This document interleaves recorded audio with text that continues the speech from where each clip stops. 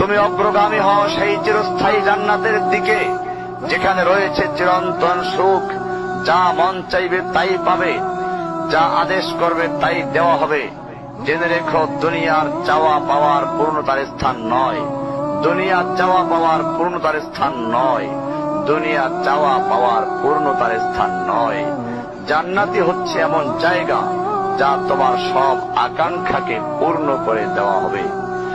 চির কিশোর সেবকগণ, চির যৌবনা সঙ্গিনীগণ, ফল মূল, গোশত, দুধের মধুর শরাবের নহর, উত্তম বাসস্থান ও বিছানা, চির আরাম, চির যৌবন, চির সুখ, অসংখ্য নেয়ামতের মাঝে সবচেয়ে বড় নেয়ামত হবে তুমি আল্লাহকে দেখবে।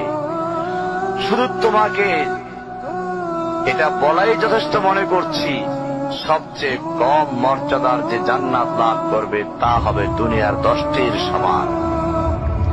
সুতরাং হে মুসলিম, হে ভাই, আল্লাহ তোমার প্রতি রহম করুন।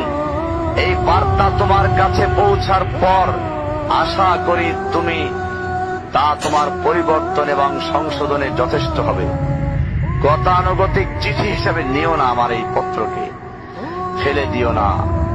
এটা ফেলে দেওয়ার নয়, আল্লাহর জন্য বলছি। এর দ্বারা নিজেদেরকে সংশোধনের চেষ্টা করো। আর তোমার অবস্থা যদি উত্তম হয় এর চেয়েও, যা উল্লেখ করলাম, আল্লাহর কাছে কামনা করি তোমাকে তিনি দৃঢ় রাখুন, মওত পর্যন্ত লেগে থাকো উত্তম ঈমান সহ।